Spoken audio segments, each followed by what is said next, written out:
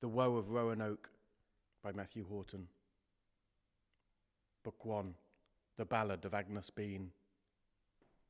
It wasn't the gale that chilled his skin as he mulled on the cannibal captured within. In trembling state he clenched his cane to rap at the gate of the jail in the rain. The jailer bade enter and bolted the door and jolted the ragged convict on the floor.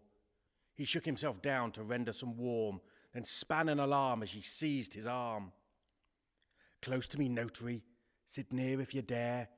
Sunrise I'll swing from my tree of the hair. Wring your wet cloak and I'll narrate the tale of the 1,000 folks that we ate. Put quill to ink and I will tell of those that now burn in hell. I'll tell of my past, that place I abhor, and them that scared Scotland for years 65. They say I'm a witch, which I say to them, nay, I'm a Christian now, I know how to pray. I'm repented of sin, lamented the crime.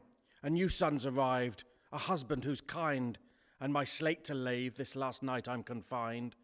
But your words just might leave my men unmolested, for I am the last of the beans arrested.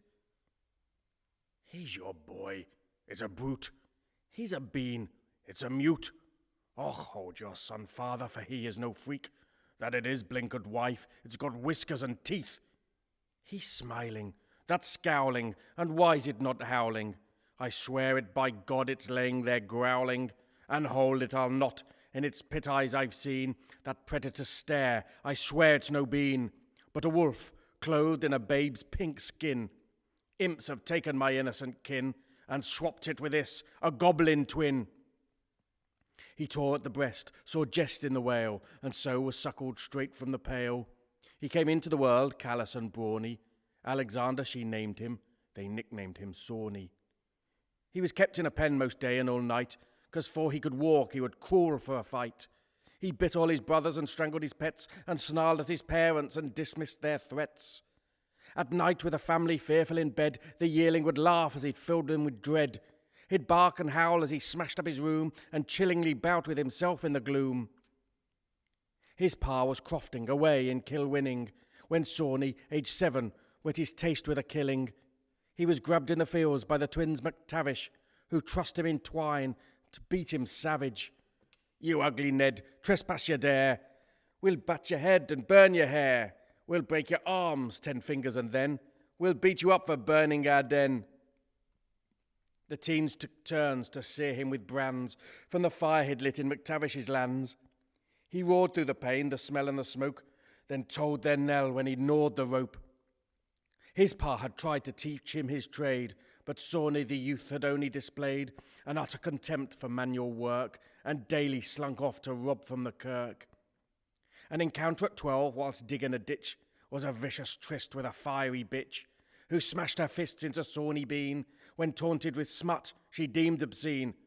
Fight like a man, you bit me, you swine. Off me, big wench, I'll snap at your spine. He tore at her clothes, she flattened his nose, and gouged his eyes and yanked his hair. A counter-attack laid bosoms bare, then blooded and ripped he mounted the mare. And then they were hitched, pa and the bitch. She showed him tricks to make them rich. She was his match in harsh and vice, and the pair of them both were the flip side of nice. Before he had anger, with her came rage. They planned to fly, escape the cage of labouring life in his ancestral home. Fools had gold they'd claim their own. Flew the nest in early teens. Trade was made by menacing means. They found their way through the threat of a flay. Folks in fear for their lives would pay. Gert would flirt with drunks in the inn. Her trunket thighs seemed slim with gin. She'd flounce them out with a kiss and a grope. Pa would pounce, his dirk to their throat. Now it's awakened. No, you'll not run away. Come to me, lass, for a roll in the hay. By her hair he hauled her, this horny goat herder. Sawney, in wait, saw his third gory murder. Now wanted for trial, the pair of them fled, night times through towns hunting for bread, to the forest of Galloway, there to make camp, to give birth to the first in the cold and the damp. Address you your notes, nervous young clerk. I was pressed out to the dark. 5 years in a pit with a fern as a door, a toil for food in the soil on the floor, rat and root and dreams of boar. Winter and wolves and snow on the ground, saw sisters of mine buried under a mound.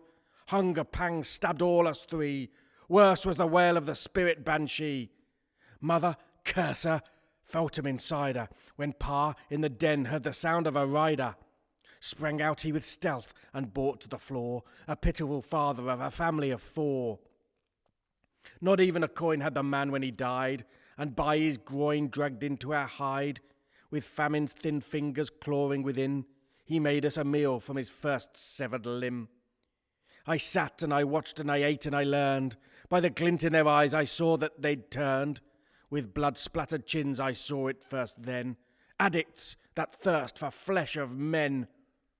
The meat made Ma strong, and after she bore a triplet of boys, then there came more. Scores of poor riders died every year, till none ventured into the forest of fear. Our home was a hall from the bones of the mauled, with us now numbering 10. Logan's laird for reavers came through the woodland with all of his men. We scattered before the hand of the law, rumbled our slaughterhouse midden. Sawney I saw by Satan was driven to the coast and a cavern near to Given. A serpentine tunnel fathoms deep became his castle and our keep. Out from this fume-filled torchlit lair he'd venture forth to plundered snare, those alone and sometimes pairs. From a child I grew and I witnessed lots. My toys were robbed off of Eton Scots. My clothes the finest clothing stolen.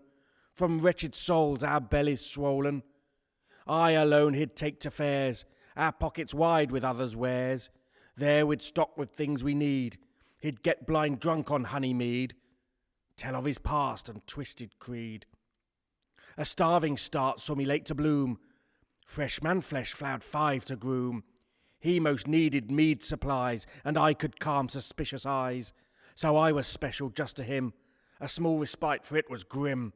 An appetite unsatiated, eased a bit inebriated. Elspeth was the first pregnated. Megan next, then vexed Fanny. Dwarfish Elsie, Cyclops Annie. Half his army was his harem, hefty as the males and wild. Bullied me to urchin minding. I, the eldest, looked a child. Mother said, "You'll ne'er produce," and started a chronic abuse. The bean boys' voices all got deep. Bullocks' bodies, minds of sheep, with a band of bambinos to keep. Larger groups attacked and taken. His cravings never seemed to slacken. In the cave I stayed, kept far from danger. I never went, never killed a stranger, never allowed out on a raid, but stayed and worked a nursery maid. Ma stayed too, a wet nurse turned, and I was beat, and I was burned. But once a month, and sometimes more, I'd leave the lair, and there I saw, in Govan town where folk was trading, livings earned, not got through raiding, good men, children, none deformed. In secret thought, I'll be reformed, and do what's right and not grow old, a troglodyte doing what she's told. When the one-eyed one birthed 22, mother sat and refused to move, motionless in morbid rest, cues of bairns to her baggy breast. For me she'd only rise to batter. The milkmaid sat and just got fatter. So many moons I tended brats and mended wounds. I skinned and dried the lifeless hides and racked them in our store. Mother did no chore because she weighed the same as 4. Able cadivers I would salt, boiling all those scrawny. Stewed the parts to feed the clan, the heart was kept for Sawney. His idle state would slump away. When he ate the pump, then he would bay, "I'll fight all 8," and then he'd wrestle massive sons gorged on gristle, and always win, for Sawney Bean, full of heart, was thrice as mean.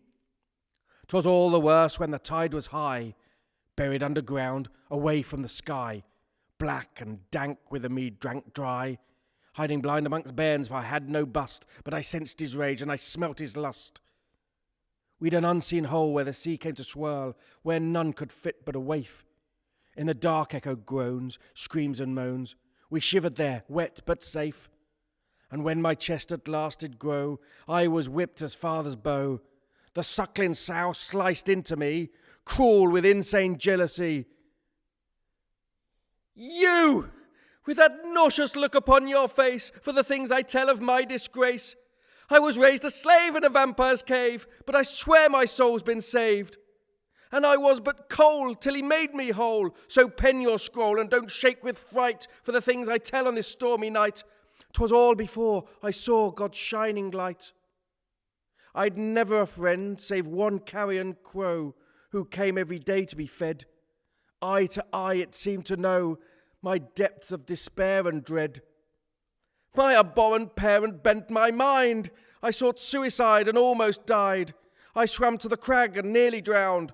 Ran to the moor, I was always found. And then I was enraptured. In my dark despair shone a shaft of light. One autumn night I was struck first sight. Then I cherished life when live Englishmen were captured. Blue bloods 5, only half alive, and 16-year-old Timothy Demure. Linked by chain and a world of pain, I cried in shame to think what he'd endure. They shuffled in, beaten men, and all had a dreadful pallor. But by the wounds on the tribe and Sawneys' vibe, they must have fought with valour. His wrath was high, for he'd lost an eye, and he grabbed me by my mane. My tone is low, so you will go and bring me the heart of the Thane. But the Thane he fought when I sought his heart, for never a live one did.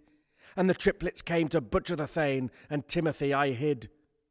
Another night ambush he had planned, for in winter time was harder. Ordered out his band under strict command to stock high our sordid larder. Thus hid from the horde, he spoke as a lord, an accent I'd trouble translating. But he made it clear he was such a dear. My forefear was she who sat lactating. If father was a riot on his organ diet, then brains as a mains the reverse. None the sharpest flint, not one had a hint, as food for thought they were worse. So he lay undiscovered in the nest of the buzzard, my crush completely sealed. And I tried not to show my innermost glow, or reveal my angel concealed. The aristocrat Hicks got eat in weeks, and when I felt his horror surge, I'd urge him peak by my nimble cheeks, then I'd serenade him with a dirge. Neath a curtain of arms I ground my charms, covert behind a wall of skulls. When he would pawl for an anguished bawl, I'd tell him the sounds were gulls. Till the shortest day I'd force a lay, pinned with a shackle leather tether, till the longest night and a promise of flight, when we both elope together. On the equinox morning I awoke with a warning that something was amiss. Up slithered mother with a breakfast under cover and shattered my happiness bliss. Oh, Agnes, I've been wrong. Eat this, go on. Better as a mother I'll get. A crocodile hug off the quadruped slug. I broke the fast and then a sweat. With deep suspicion for her kindly mission, a distrust of her most changed ilk, I followed a smear, for I'd lost my fear of a spiral of blood and milk. It bled to the head-made fence. I spied the open shackle, heard her broken cackle. My dire came back intense. The hideous trail of the vast female thence went to her snug, and smothered in a rug, with her round face smug, sat the leathered mound of she. I uncovered the sheet. There, clamped to her teat, was the head of Timothy. My grief was stunning. Tears were running. I snatched 6 foot of yew. Dazed, I raised the wood with which I'd smash the fat bitch in two. Phased for a second, then mother beckoned with a laugh to lower my staff. With my yearning burned, I froze when I turned, for Sawney Bean had returned. The heart, his heart, she's ate your part, she's drained your caste, she's claimed divinity. She's hid a lover under cover, and she's made her mother suffer the brunt so viciously. For my life I did grovel in the crab-covered offal, crouched in painful cringe. He raised his cane, then thought again, for he'd got no hogmanay binge. Heretic! The clan were fuming, throwing stones and then exhuming Timmy's limbs, and throwing them, my face a bruise and full of phlegm. Death was looming. Sawney then bade them stop and hailed for silence. Stop the stoning and the violence. Be still, my flock. I've one last mission. Before you rocket to perdition, I'll make you